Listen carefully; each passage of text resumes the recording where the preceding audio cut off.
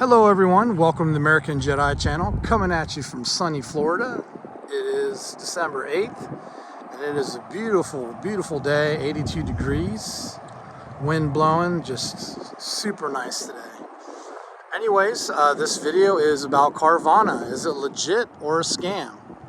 So I ordered this car from Carvana. I ordered it on a Friday, I believe, and it came the next Tuesday. So pretty quick. If I wasn't mistaken, I live in Florida, and I believe the car came from New York. This was a rental car, so I was a little hesitant, but I did have a rental car in the past that I purchased. It was a Mitsubishi Lancer, and it ran like a dream. I ran that thing over 150,000 miles, and I loved it. So that kind of quelled my fears of rental cars.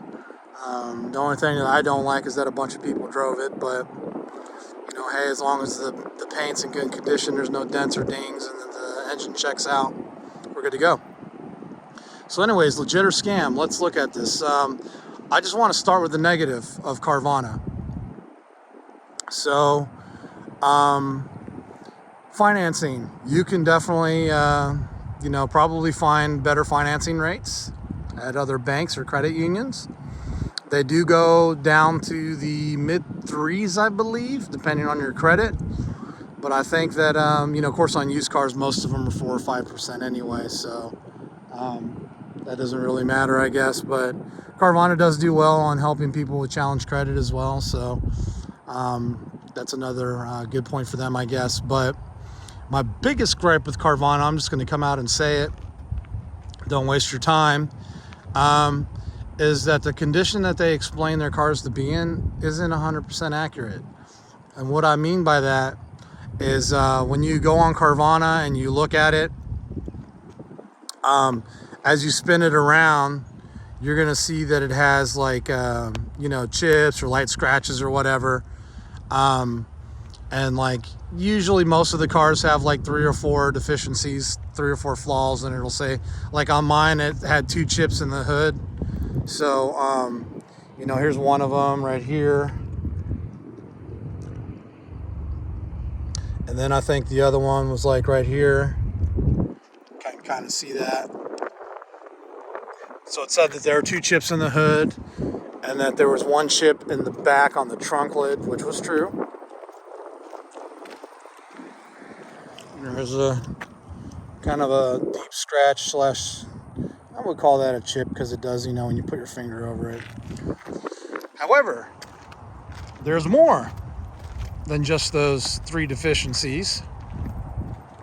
As I looked over the car, now I still accepted delivery. I'm a pretty picky person when it comes to cars, but I really love this car when I test drove it, and the interior's nice. It's exactly what I wanted, the color that I wanted. I did not know that it was Polestar engineered tuned, so that was a plus for me. But I am possibly swapping this car out for another one.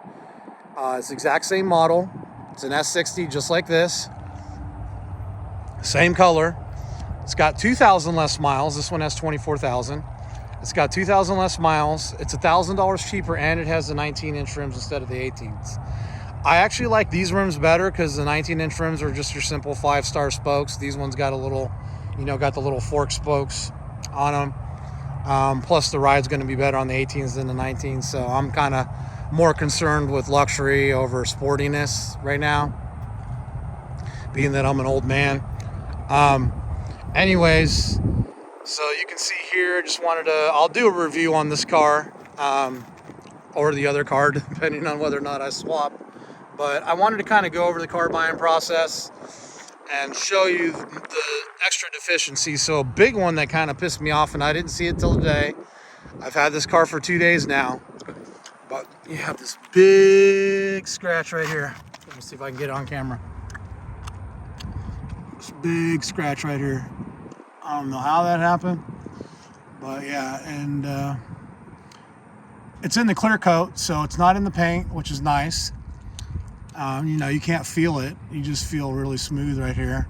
So that's nice. I mean, I guess I could have that corrected or buffed out or whatever. You can tell that it's been in the car wash. There are, some light swirls in the clear coat. That's not a really big deal to me. I thought this was a big scratch, but it's some kind of fuzz. It's like, I don't know if that's the insulation or whatever, but it's like some kind of fuzz. I'll get that out with a toothpick or something. As I continue looking at the car, there's another chip here. As I keep going, there's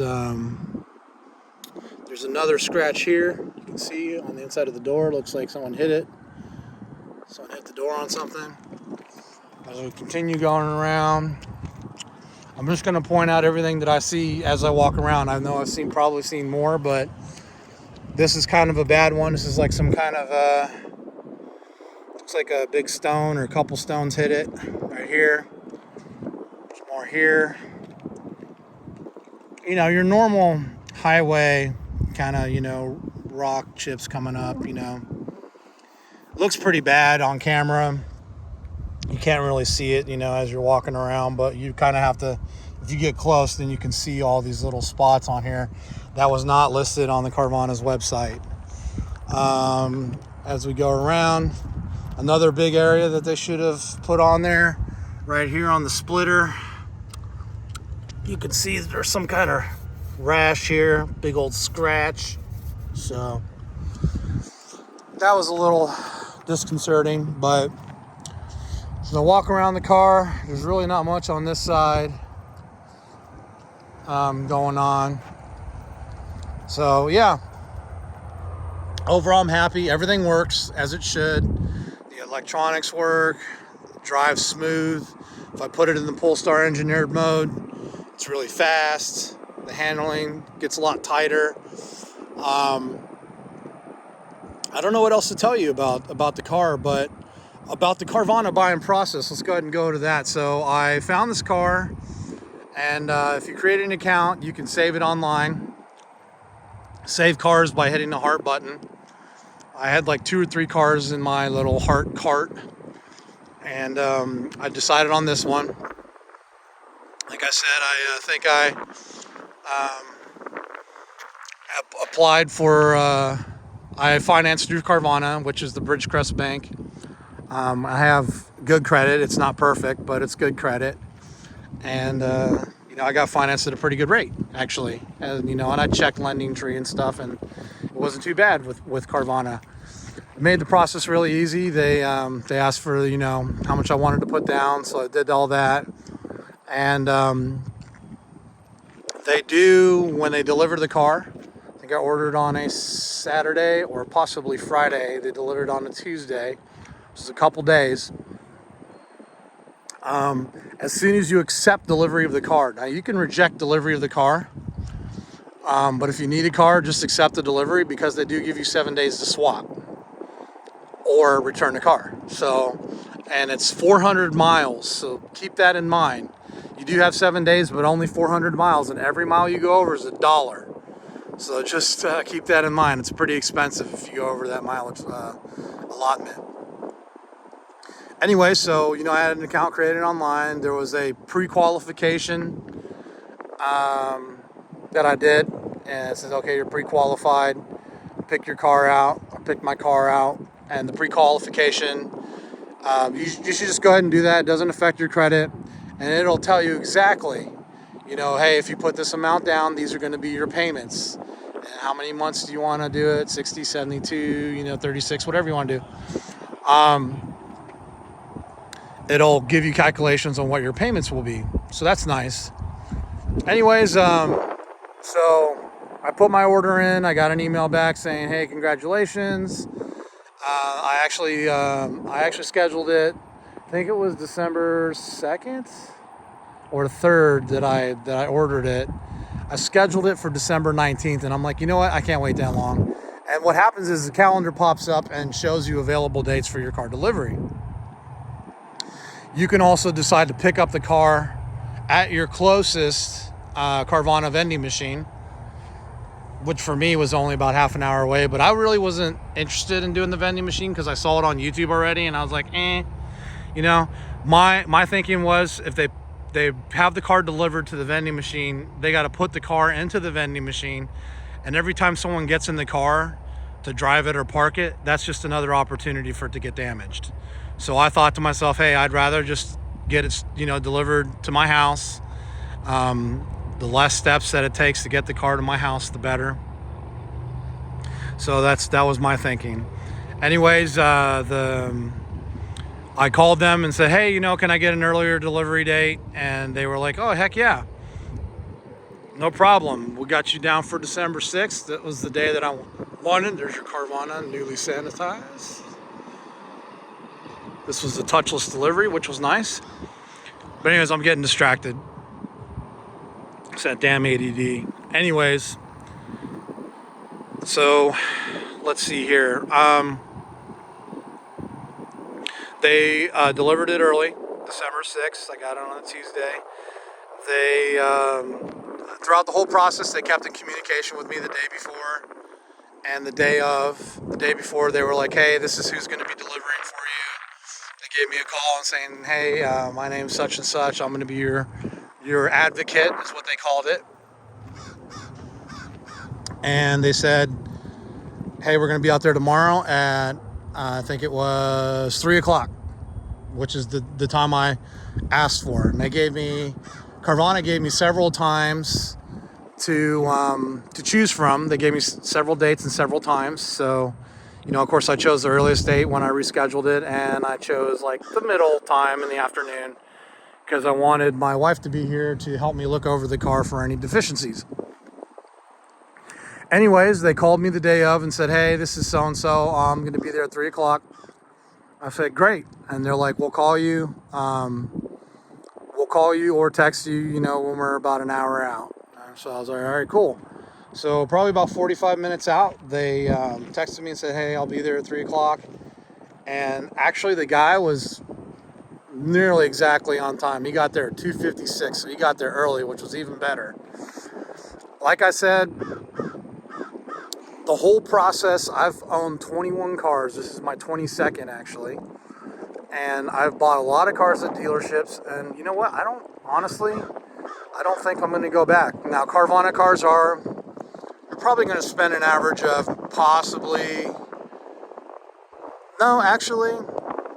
you're probably going to get a better price on Carvana.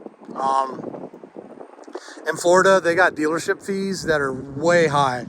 They range anywhere from like $7.99 to $9.99.